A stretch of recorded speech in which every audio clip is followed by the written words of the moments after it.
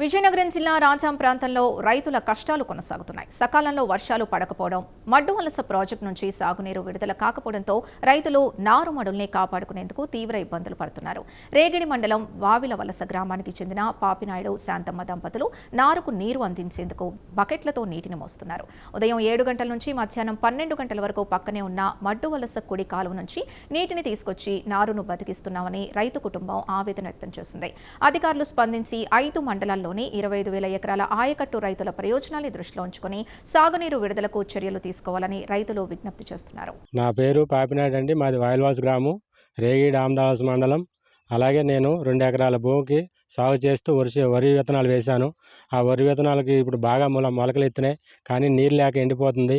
అలాగే మడ్డు వలస ప్రాజెక్టులో 5 గేట్లు లీకేజీ ఉంది. ఆ లీకేజీలు కాక మా మడి పక్కనే కాలువ ఉంది. ఆ కాలువలో నీరు మా భార్యాభర్తలు ఇద్దరమును ఉదయం 7 గంటల నుంచి మధ్యాహ్నం 12 గంటల వరకు నీరు మోస్తూ అట్లా తడుపుతున్నాము. అలాగే మడ్డు వలస ప్రాజెక్టులో 5 గేట్లు లీకేజీ ఉన్నాయి కాబట్టి వాటిని అధికారులు ఏదో విధంగా సాల్వ్ చేసి దాన్ని అరికేటట్లు చేస్తే ఆ వచ్చిన నీరును మిగతా రైతులందరికీ ఉపయోగపడుతుందని కోరుచున్నాం. బట్టలో నీళ్ళు మోస్తున్నామండి. ఆకు ఇలా ఎండిపోతుంది. బట్టలో నీళ్ళు లేవు, వర్షాలు పడలేదు.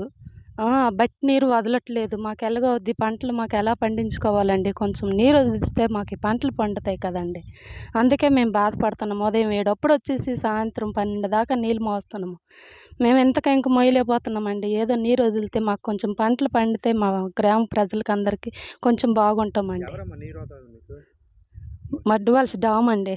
ఏటో అండి, డాములు నీళ్ళు లేవంటున్నారు, నీళ్ళు వదలడం లేదు. డ్రాములో నీళ్ళు లేవంటున్నారు, నీరు వదలడం లేదు. మేము ఎలాగ మరి ఆకు ఇలా మోసి కాళ్ళు నొప్పులు వచ్చి ఇలాగ ఇదైపోతున్నాం. ఆ నీరు వదిలితే మాకు కొంచెం పంటలు పండించుకుంటాం కదండి.